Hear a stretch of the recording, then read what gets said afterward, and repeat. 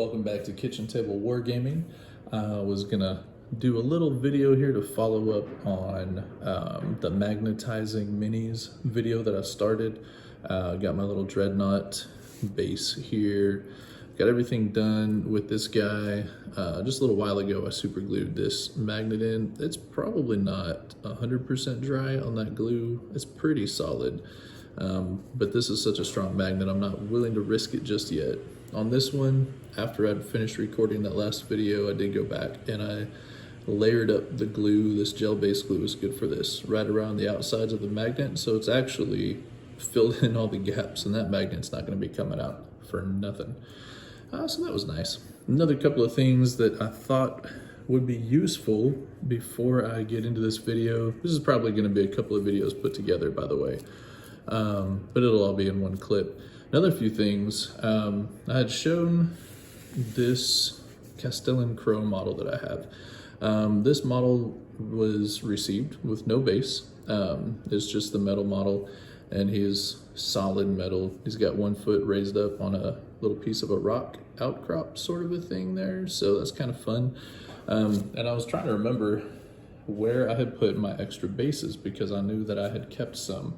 So I have some different bases here, and this is worth pointing out for those of you who might not know anything about the hobby.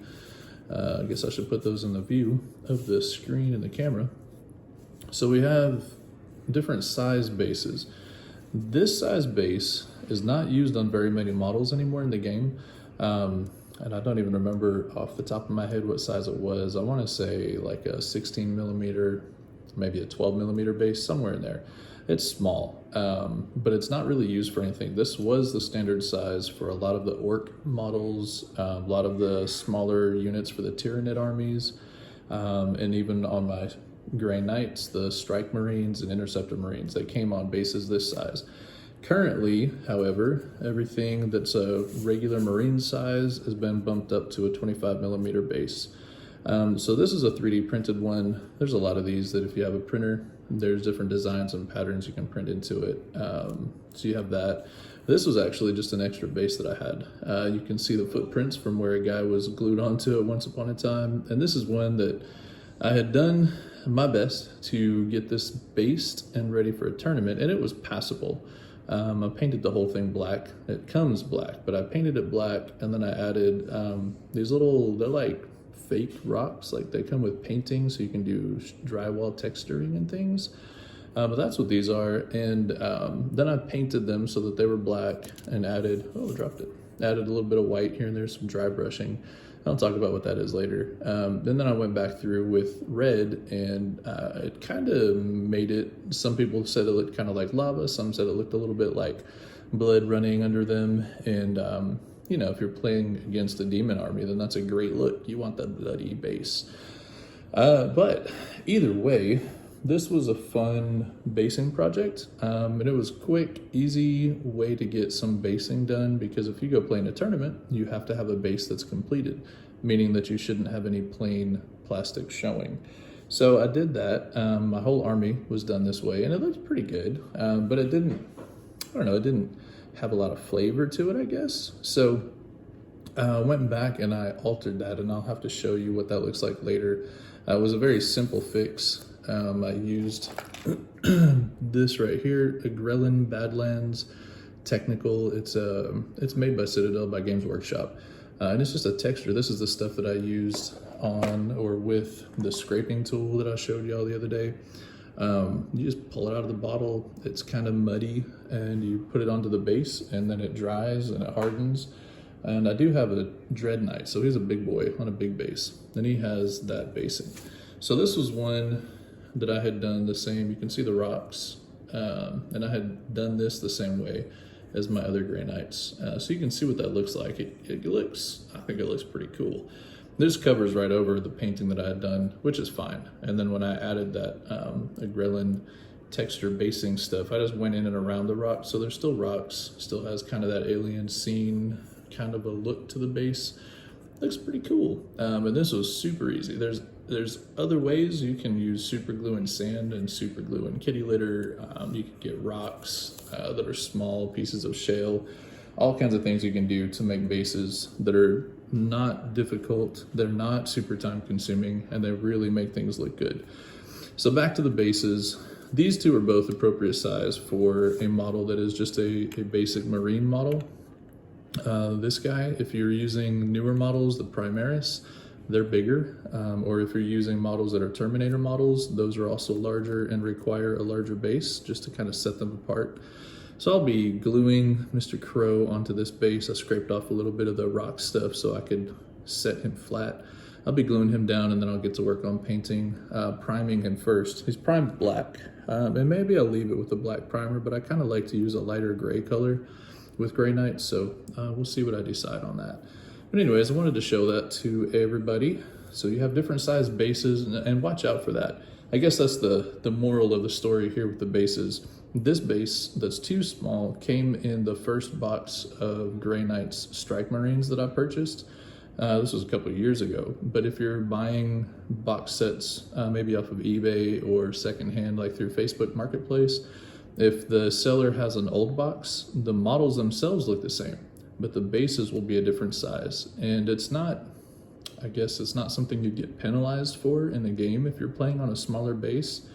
Well, actually, there are things currently where that could be a problem with the new edition.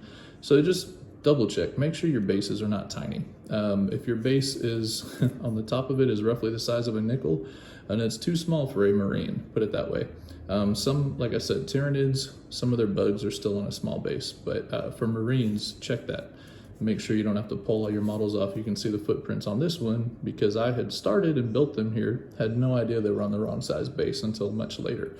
So just bear that in mind. And then this is my friend. I have multiple bags like this. These are the spare bits.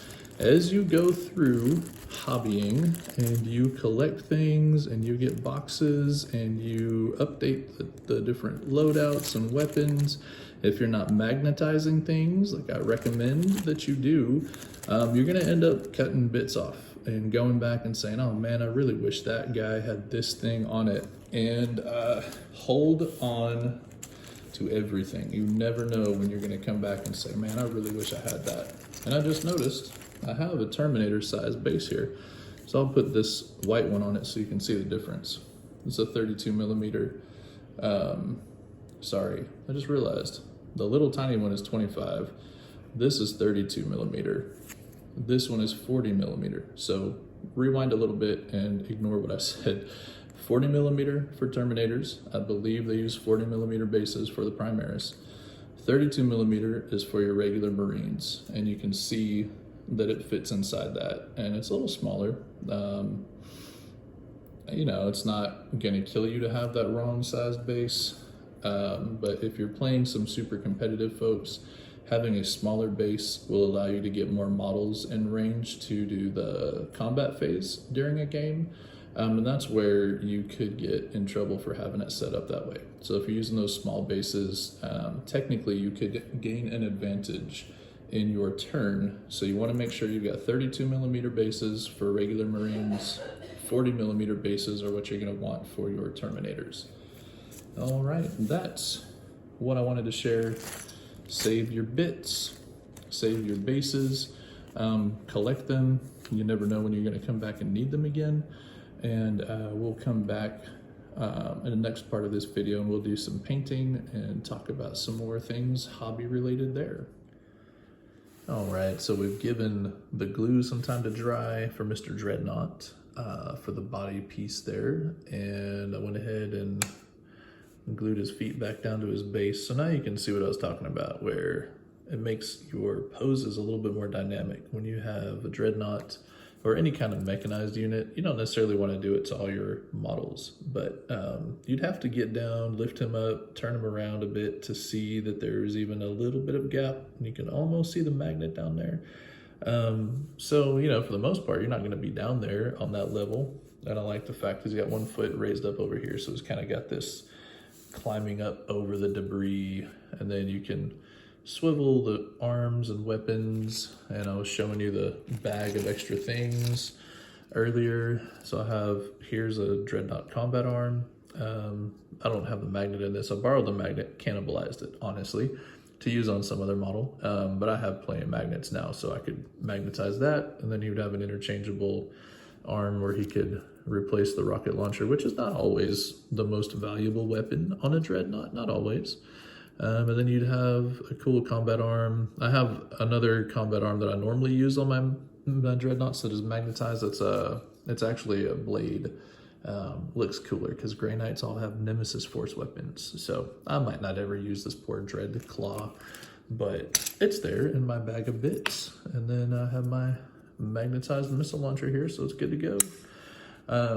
So anyways, that's him. He's magnetized, he's done. I put his feet back down on the base, and then what I'll probably do, actually what I know I'll do, because he's gonna be my lucky dreadnought, is I will prime and do the painting on each of these pieces separately, which is another plus to having things magnetized on bigger units, right? Because it's easier to get in and do the details. If you glued all of these bits together, it would be really hard to get back here and paint around in this arm attachment, or down here there's little hoses and things, you know, that connect the different parts. So that's another thing. If you're building models, vehicles, if you magnetize it, just makes it easier to clean them up.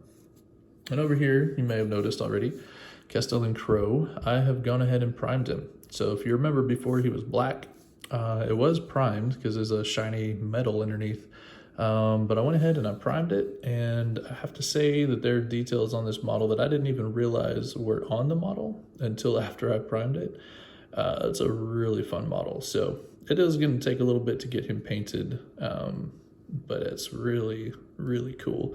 So on his blade, Castellan Crow in the lore has a blade that is not your average blade. It, yeah, it's just cool. So much fun. He's got a little book down there under his belt, and his banner. See if we can get it to focus on the banner. It looks like it will. With that black priming on it, I couldn't see any of the detail in there. So it's got a really cool, I think that's a sword, actually, with chains around it, because the idea or the lore behind Crow is he has a possessed blade that he can control because he is a purifier of the Grey Knights army. And the purifiers are like the most insanely powerful of the psychic beings, and in the Grey Knights, well, maybe not the most, but they're really high up there. They're trained to be incredible psychic soldiers. So anyways, this is just a really slick model. I'm pretty excited about it. We'll get some painting done. I'll have to paint him up, and I'll take my time with this guy. So hopefully you'll get to see some update videos with him as I paint him. I'm gonna do a little painting with this guy too, and I had started right before I started the video back up after I knew he was dry. I went ahead and I started to prime just up here around the top. And speaking of priming, this is a nifty gadget that my wife got for me. This is called a wet palette, and what it is it's a plastic tray. Underneath this is a sponge here, and the sponge you wet, you just put water onto it. Just pour the water in, and it wets the sponge, and then you place this parchment paper over the top. So you can make these, you can build these yourself. There's a lot of videos about how to make your own wet palette. Just use a Tupperware container. The sponge material, I don't know. There's recommendations for the specific kind of sponge material you might want to use that'll keep your paints wet longer, so hence the name wet palette. So it's cool. Make your own. My wife got this as a present for me. I like to use Celestra Gray. Celestra, and people pronounce it differently, but it's just a gray. It's a base paint. Shake it up a little bit before you use it. Pop the top open. I'd usually dip a couple of drops of it on my brush, or I scoop out some drops, put it onto the wet palette. I would not necessarily use a wet palette for everything. If you're just doing a few details on something, you don't need to wet the entire palette and get out a sheet of paper and all that stuff. You can just use a cup of water. But in this case I did. So I like to put the paint down that I'm going to use as a priming coat onto the wet palette, especially for a larger model. This way I have plenty of paint, and it's a wet palette, so it's not going to dry out before I'm done with the model.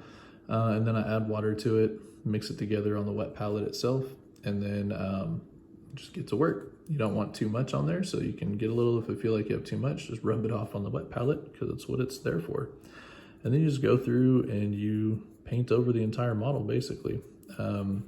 This one did have some priming done on it, but it looks like it was sprayed on, and it's not a super accurate coating that way. I think it was probably airbrushed on, but it left a lot of gaps. And so I would like to go through and prime it up nicely with this gray.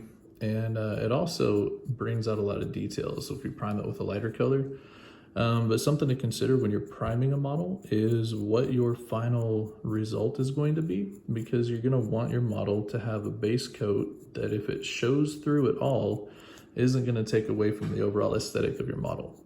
All right, so with Gray Knight, so if I'm using a lot of silvers to paint, or iron shades, silver, aluminum, things like that, that's the color scheme of my army. So having a gray undercoat isn't going to affect anything. So if it shows up and you can see it, then it probably is going to actually add some detail, add a little depth to the paint job.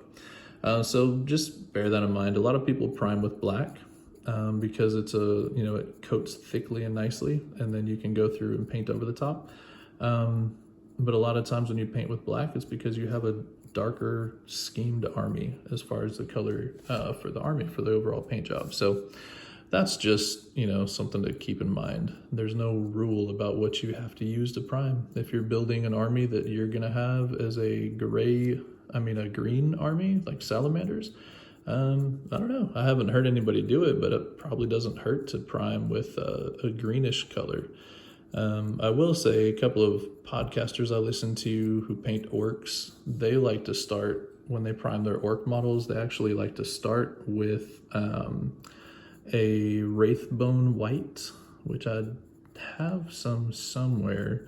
And apparently the wraithbone white comes out looking more of a bone colored white. So it's not a bright, like a shocking white color. It's more of a muted white, almost a yellowed look in it. And so it's white-ish, like a cream color, I guess, is what it sounds like. I haven't tried it yet, but I did get some orc models recently that I can just kind of play with. So the reason they use this wraithbone white is then they can go over and add thin layers of green, and they can use various colors of green, and it creates different shades of green. And then apparently that is like the secret mojo recipe for creating cool looking orcs, because you can build up your layers and your colors of the green and you get a really clean, cool look to the skin of the orcs. And then you want to dirty it up a little bit, you can just add some washes, things like that to it. We'll talk about that later. So for now, priming is actually probably one of the most important first steps in a model after you've assembled it. Because if you don't prime it well, a lot of times the paint won't stick. If you're trying to paint detailed things, like on that Castellan Crow, if I hadn't painted any primer at all on that model, and I just started to try to go in with some of the golds and silvers and reds, it just wouldn't really stay on. It wouldn't work very well because of the fact that there's no first coat of paint. It's just painting straight onto these plastics. And some plastics will absorb paint, most of them don't want to the first time around. And you can see on this, or I think you can if the camera will focus well, there's streaky spots, like on the back of this leg right here, where there's certain parts where it's a thicker coating and you can tell that it hasn't had a second coat yet. But that's just because it's fresh paint on plastic. There's nothing for the paint pigments to settle into. So just keep that in mind. You do want to always prime your models, because if you don't, it's just not going to come out looking good. Oh, sorry, I was painting away from the screen. So there's a difference in the color. You can tell it's painted and it's being primed, so the base is going to look a little lighter than the top. So if I were to set them together, you can see the better lighting. The base is obviously a lighter shade of gray. And the other fun thing about priming, especially when you have a model that's a little dark, or if it's been primed with a darker color like that Castellan Crow, is priming brings out some of the details. So as I'm priming this with this lighter gray, you'll be able to see, or you can see them fairly well with the way this one's primed already, but some of the scroll work, some of these oaths, that's what these ribbon looking things are, they're oaths of moment. They have little lines etched into them, little bits of detail that you might not see if it's just a straight black or if it's primed thickly. That's the other reason that sometimes it helps to use a wet palette to prime, because you can really thin your paints out. And you want priming to be done lightly. I'm not sure if you can see that. I think you can there. So those ribbons, the oaths, they have little etched lines in them. And there's things called Nuln oil. There's different washes is what they're referred to as. They're really watered down paints. And if you apply that to this, it fills into the gaps and the pigment settles into these little spots where there's cracks or lines that have been added to the model. And it actually looks like small handwriting that's just too small to make out what the actual letters are. So it's a really cool touch, really cool effect. So anyways, prime, make sure you plan ahead before you start priming things so you know exactly what colors you want to use and how the end result of the model is going to look to you and what you want it to look like. And you'll get some really solid designs and paint schemes done that way. Starts with the priming. Priming is key. So I'm going to take a break from this for now. Just wanted to show you a little bit of that, show you the actual dreadnought now that he's done with the glue drying, and show you how it works and how it looks when you have them magnetized, because you can move them around a bit, and then the value behind actually priming your models. So that's it. We're going to wrap it up for this little bit of hobbying tip, and thank you for checking it out.